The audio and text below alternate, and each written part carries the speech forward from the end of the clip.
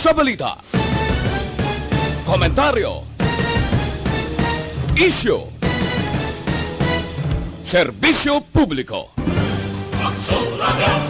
Sa Bacolod, Aksyon Radio! Aksyon Radio!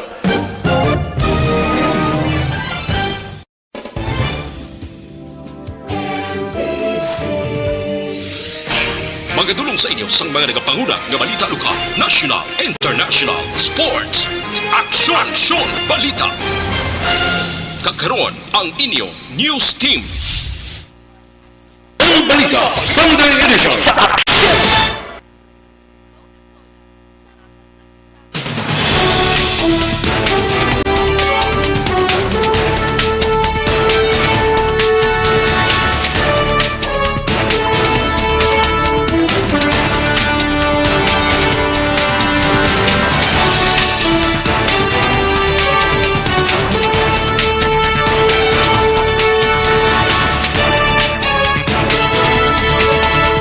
Sa mga headlines sa mga balita lokal.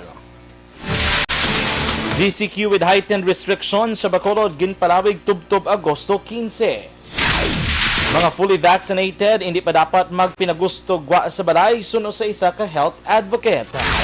Sa mga balita nasyonal, World Health Organization nagakabalaka sa marubo nga vaccination rate sa mga senior citizen. Brigada Eskwela magasugod na sa Agosto 3. Una sa balita, una sa aksyon.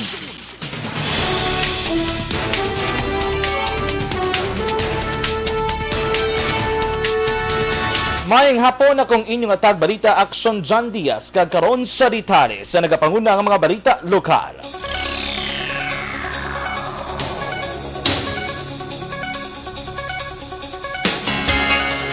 Ginpalawig ni Bacolod City Mayor Evilio Lunadia ang General Community Quarantine with heightened restrictions sa GCQHR sa syudad sa Bacolod sumugod Agosto 1, 15, 2021.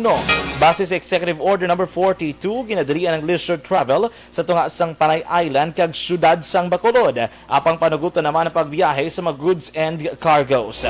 Ginklaro man sa mando nga exempted sa requirements sa mga delivery personnel. Samtang ang mga biyahero gikan Panay Island kalakip na ang mga authorized persons outside the residence of Kunapor ang panagutan yung makasulod sa syudad sa Bacolod apang dapat magpresentar sa mga requirements. Ang mga requirements sa pagsulod sa syudad sa Bacolod amo ang mga masunod: negative RT-PCR test result na nakuha sa sulod sang 72 oras antes sang pag-abot sa syudad sa Bacolod, online backtrack registration, online health declaration form, SPAS travel coordination permit kag valid personal ID. Sa iban pa nga balita lokal, magapadayon ang vaccination programs ng gobyerno provinsyal subong nga Lunes, Agosto 2, 2021. Ginan para sa mga individual nga napaidalom sa A4 priority group.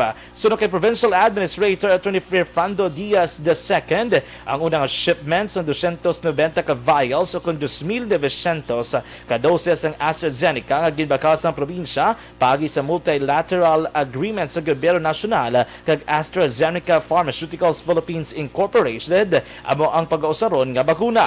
Lakip sa bakunahan ng mga frontline workers sa essential sectors, pareho sa mga nagtatrabaho sa sektor sang enerhiya, bangko, kag industriya sang kalamay. Ini ang mga sektor suno kay Diaz ang masaming nga may mataas nga positivity rate sa COVID-19.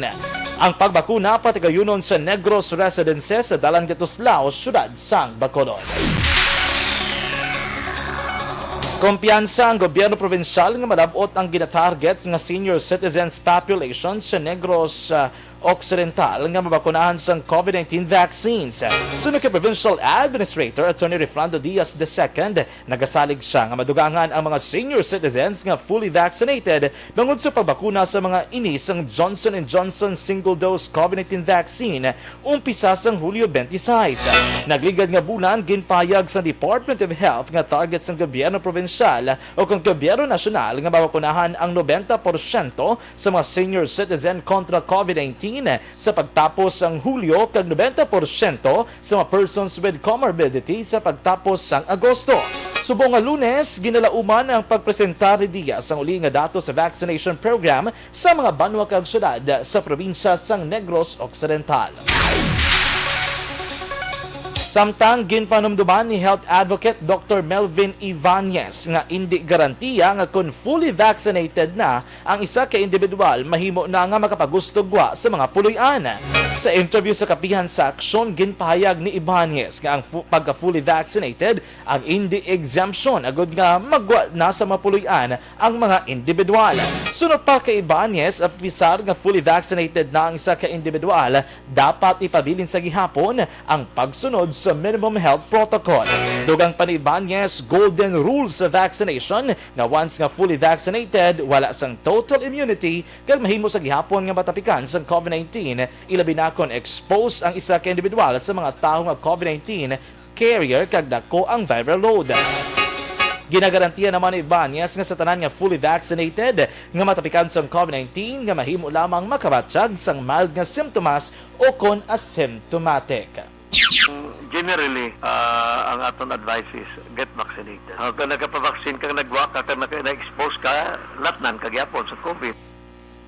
Nabatian si Dr. Melvin Ibanez, isa ka health advocate. Magalansar umpisa sa Setyembre 1, 2021 ang grupo sa mga doktor kag specialist ang ginatawag nga telemed o virtual consultation. Sa interview sa kapihan sa Aksyon, ginpahayag ni health advocate Dr. Melvin Ibanez nga ang Santa Monica Health Solutions ang magalansar sang virtual consultation nga sarang mag-aakomodar sa mga COVID-19 positive patient nga ara lamang sa sulod sang ila puloy-an. Sunod kay Ibanez, bangod sa pandemya, madamo nga mga COVID-19 positive patient ang luyag sa ila lamang nga puloy-an mag-quarantine samtang nagapaayos sa balatian. Ang inigamang inisyatibo sa mga doktor ang may tinutuyo nga mabuligan ang mga ospital dali sa syudad sa Bacolod, ilabi pa nga kalabanan sa mga ospital ang malapit na nga malabot ang maximum capacity sa COVID-19. Nagpasar sang resolusyon ang sangguniang panglungsod nga nag-endorso sa mga ginaduso nga programa kag proyekto para sa development sang tatlo ka madalagko nga merkado sa syudad sang Bacolod. Ini nga resolusyon ang base man sa pangabay ni Bacolod Mayor Evelio Bing Lunardia. Ginpahayag ni City Councilor Cindy Rojas, chairman sang Committee on Finance and Appropriations, nga ang kada merkado ang may ginpaina nga pondo nga 50 milyones pesos para sa improvements sang Central Market, Burgos Market, kag Libertad Public Market. Ang pondo ang magagikan sa local funds, Local Government Support Fund Financial Assistance to Local Government Units, General Appropriations Act o GAA sang pungsod para sa tuig 2021. Ini nga proyekto ang kabahin man sa ginaprobahan sa Local Development Investment Program kag Annual Investment Program sang LGU. Ginpahayag ni Councilor Bartolome Orola, chair sang Committee on Market and Slaughterhouse, nga ini nga mga programa ang makabenepisyo diri sa mga pumuluyo sa syudad sang Bacolod. This is a grant or a budget given to the LGU, Mr. Chair of Bacolod, for the improvement of our three markets, namely Central Market, Burgos Market, and Libertad Market, Mr. Chair, for the Bacolod public markets amounting to 50 million for each market, Mr. Chair. This is improvement and of all three markets, Mr. Chair. Nabatian si Bacolod City Councilor Cindy Rojas. Sa iban pa nga balita lokal, ginpayag ni Councilor Wilson Gamboa Jr. nga sa una nga tion, iya na istorya si anay 3rd District Congressman Albi Benitez sa balay sang iya kumpare sa Mountain View Subdivision, Barangay Mandalagan, syudad sang Bacolod sang Sabado nga adlaw, Hulyo 31. Kung madumduman si Benitez ang una nagdeklarar nga magpapili bilang alkalde sang Bacolod sa 2022, samtang si Gamboa ang nagpabutyag man nga magpapili bilang vice alkalde sang syudad. Sa interview sa Aksyon Radio Bacolod, ginpahayag ni Gamboa nga ginimbitar siya kag yara man sa lugar ang pila ka mga politiko kag anay politiko lakip man ang mga lideres ni Benitez. Giklaro ni Gamboa nga wala gintalakay nila Benitez ang posible tandem nila nga duha sa masunod nga eleksyon. Sunod sa konsihal, ginpalabot sa iya ni Benitez ang iya plano para sa Bacolod kag ang nagduso sa iya nga magpapili alkalde sang syudad. Unang ginpangabay ni Gamboa nga bukas ini nga mangin vice mayor ni Benitez sa masunod nga piniliay, apang iya pa pagarespetuhon anuman ang desisyon ngay muon sang anay kongresista.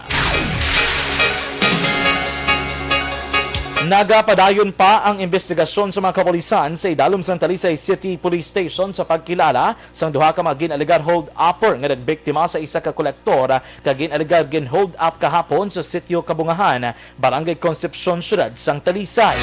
Ang tagreklamo ginkilala kay Alvin Herian, 24 anyos, nagapuyo sa Barangay Maninihon, syudad sang Bayawan, probinsya sang Negros Occidental, kag kolektor sang Metro Bacolod, Rusi. Sa inisyal nga pagpangusisa ni Police Major Jigger Jimino sa kayserian sa iya motorsiklo sang ginbalabagan sang duha ka wala makilala nga mga sospetsado. Ginaligar nga gintayaan sang kutsilyo ang biktima kag nagdeklarar ang mga sospetsado nga hold up. Nakuha sa ginaligar mga hold upper ang 1,800 pesos nga kwarta, isa ka cellular phone nga nagabilis sang 6,000 ka pesos kag iban pa nga kagamitan. Sa pinakauli ka balita lokal, detenido karon sa custodial facility sa Police Station 8 ang 53 anyos nga amay matapos sadakpan sa bypass operation das 11:45 kagabi sa Purok Villa Esperanza, Barangay Tangob, syudad sang Bacolod. Ang naaresto ginkilala kay Mark Anthony Nilay, residente sa amuman nga lugar. Sunod kay Police Major Jory Puerto, sinilay ang nalista bilang isa ka street level individual kag akto nga nagbaligya sang illegal nga droga sa mga operatiba sang kapulisan. Na-recover sa mga otoridad ang 3 kadalagko o kon elongated plastic sachet sa ginasuspetsuan Cebu nga may estimated market value nga 10,000 ka pesos. Sinilay ang karon preso sa custodial facility sang Police Station number 8 kag natalana pasakaan sa nagakaigo nga panumbungon. Aksyon Balita Sunday Edition sa Aksyon!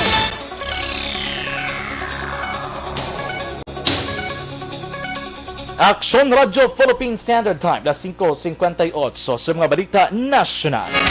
World Health Organization nagakabalaka sa manubo nga vaccination rate sa mga senior citizen.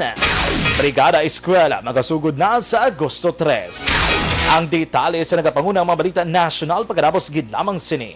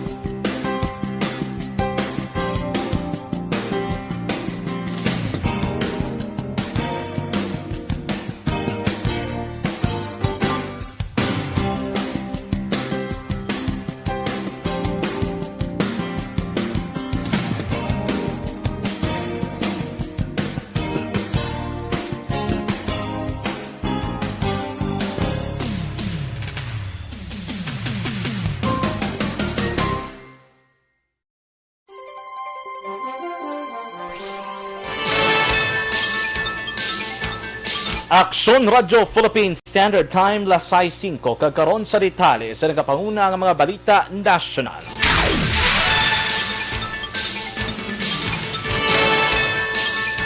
Nagpabutyag sang kabalaka ang World Health Organization bangod sang madabo nga numero sa mga senior citizen nga nabakunahan kontra COVID-19 sa pungsod Pilipinas. Dugang sang WHO hindi babatunan ang pace o kon kadasigon sang pagbakuna sa pungsod bagod nga tuman kadako ang volume sang doses ng bakuna para sa amo nga priority group. Sunod sa tiglawas ang WHO sa Pilipinas kasi Dr. Rabindra Abiyasanghi 2.1 milyones lamang o kon 25% sa mga senior citizens ang kompleto nga nabakunahan sang COVID-19 vaccine sa Pilipinas. Kag 35% pa lamang ang nabakunahan sang first dose. Pagpatag ni Abiyasanghi ang gidonganar nga Johnson vaccines nga ginhimo sang Johnson & Johnson ang ginhatag sa A3 group sa piyak sang advisory sang vaccine cluster sang National Task Force against COVID-19 nga iprioridad dapat ang mga senior citizen sa Johnson vaccine. Ginasuspetsuhan sang Octa Research Group nga mahimo mayara na sang community transmission sang COVID-19 Delta variant sa Metro Manila base pa sa padayon nga pagsaka sang porsyento sang kaso nga na-detect sa pungsod pinaagi sa genome sequencing.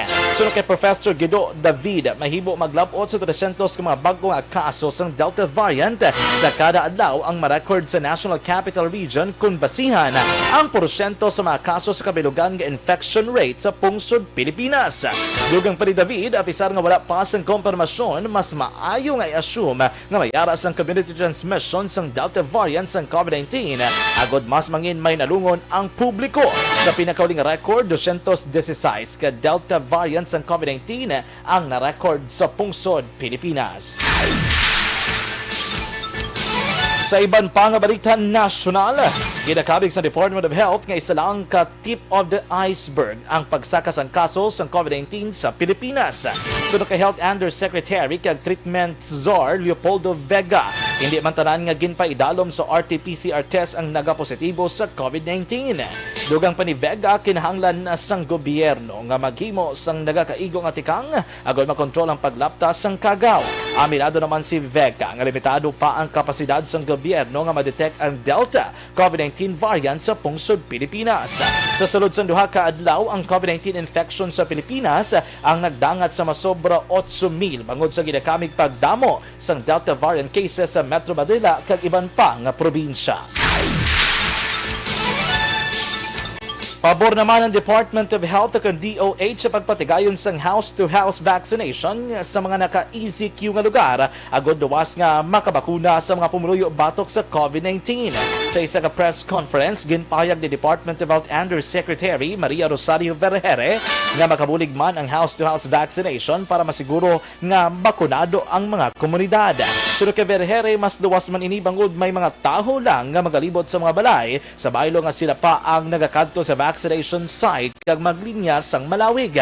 Magluwas diri ginaduso man sang DOH ang pagpatigayon sang iban pangalo nga luwas nga pamaagi sa pagpambakuna, kaangay sang pag-schedule sang bakuna kag pagpatigayon sang lapnagon nga vaccination sites para masiguro nga may physical distancing. Madubduman nga matapos nga makarecord sang local transmission sang Delta variant sang COVID-19, giningyo sang Metro Manila Mayor sa gobyerno nga mapatuman liwat sang ECQ sa rehiyon para mapunggan sa liwat ang paglaptas sa nasambit nga kagao nga ginaprubahan naman sang Interagency Task Force nga ipatuman umpisa Agosto 6 tubto 2021.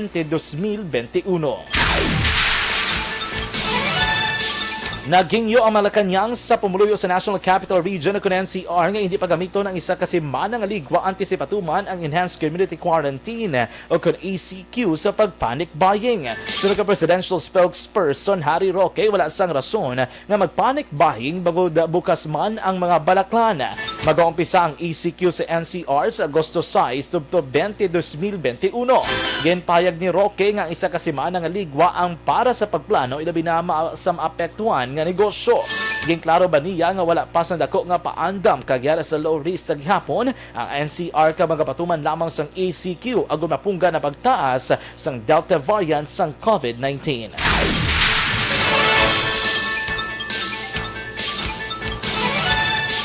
Ginapurbahan na sa ikatatlo kag pinalga pagbasa sang Kamara ang hagna nga pagpatukod sang Virology Science and Technology Institute of the Philippines kung BIP nga isa sa ginapanawagan ni Presidente Rodrigo Duterte sa iya katapusan nga State of the Nation Address o konsona. Sa House Bill 9559 na gin-author ni Quezon Representative Angelina Helen Tan, tuyo sini nga makatukod ang Pilipinas ang isa ka Virology Research Center. Suno kay Tan, chairman sang Senate Committee on Health nga pagtukod sa nasambit nga ahensya ang unang atikang para sa virology science kag technology application sa mga tanom sapat kag taho. Sa idalam sang hagna ni Tan, ang VIP ang nagapanguna nga manabat kag manguna sa preparasyon sang pungsod batok sa pandemya kag public health emergency. Ginpalawag naman ni Presidente Duterte ang travel restrictions sa pulo ka mga pungsod umpisa Agosto 1 tubtob 15, 2021. Ginalakapan ini sang India, Pakistan, Nepal, Sri Lanka, Bangladesh, Oman, United Arab Emirates, Indonesia, Malaysia kag Thailand. Tuyo sang travel restriction nga hindi na madugangan pa ang kadamuon sa may mga Delta variant sa pungsod Pilipinas. Nagpagawa naman ang Interagency Task Force o IATF sang bagong listahan sang green countries nga ginakonsidera low risk sa COVID-19 kalakip na ang Albania, Kosovo, Hong Kong, Laos, Hungary, New Zealand, China, Australia, Brunei kag iban pa. Ang mga fully vaccinated Pinoy travelers gikan sa manasambit nga lugar ang magapaidalom sa 7-day facility quarantine kag COVID-19 test nga pagaymuon sa sulod sang 5 ka adlaw. Nagnegatibo sa COVID-19 si Vice Presidente Leni Robredo ini matapos nga ma-expose sa isa ka COVID-19 positive nga pasyente tinalikdan nga si Mana. Suno kay Robredo, gadayon ini nga nag-quarantine ka nagpaidalom sa COVID-19 test. Pagpahayag ni Robredo buwas nga adlaw Lunes, magabalik na ini sa trabaho. Ang Vice Presidente ang nagpaidalom man sa self-quarantine sa itong bulan sang Abril matapos ma-expose sa close-in security detail nga nagpositibo sa COVID-19.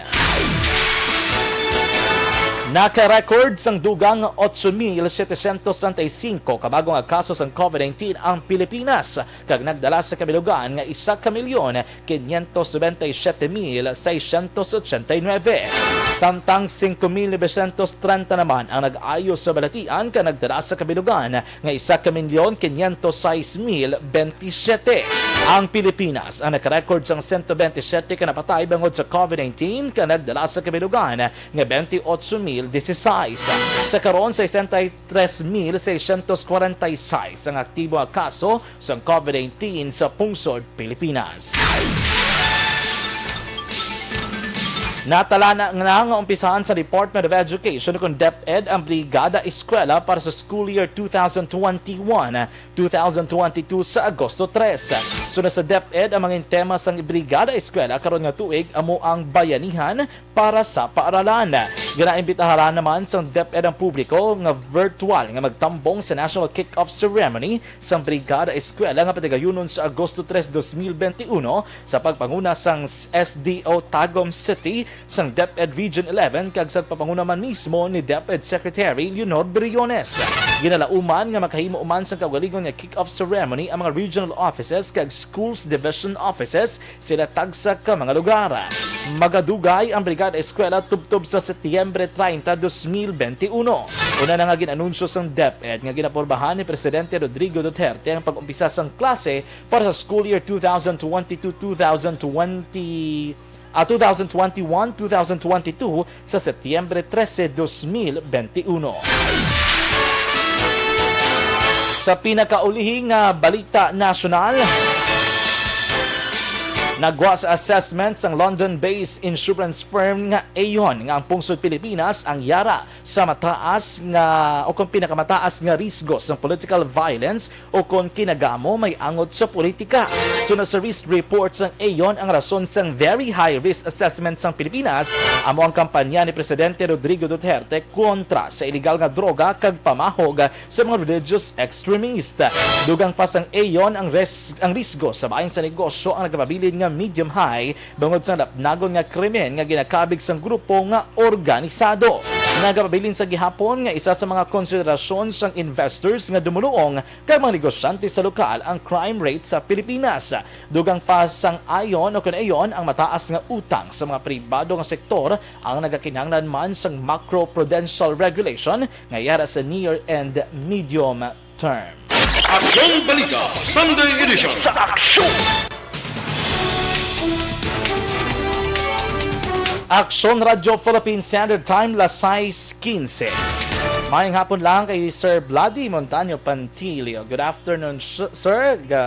Monitor sila upod sa inyong wife, no? Sir Ray Barrioga, good afternoon. Jocelyn Calamaan, Diding Antonilia, mayang hapon. Hila Javier, good afternoon. Gerald Gadudo, Melojoy Camero, Erwin De Catoria Gonzalez, Sir Alex Fuentes, good afternoon. Kag inyo nabatian na nagapanguna ang mga balita lokal kag national diri sa Aksyon Balita Sunday Evening Edition. Karon nga adlaw Domingo, Agosto 1, 2021. Standby na sa mga sunod nga programa sa Aksyon Radio Bacolod. Salawat akong inyong atag balita Aksyon John Diaz. Una sa balita una sa Aksyon sa Bacolod Aksyon Radio. Aksyon Radio.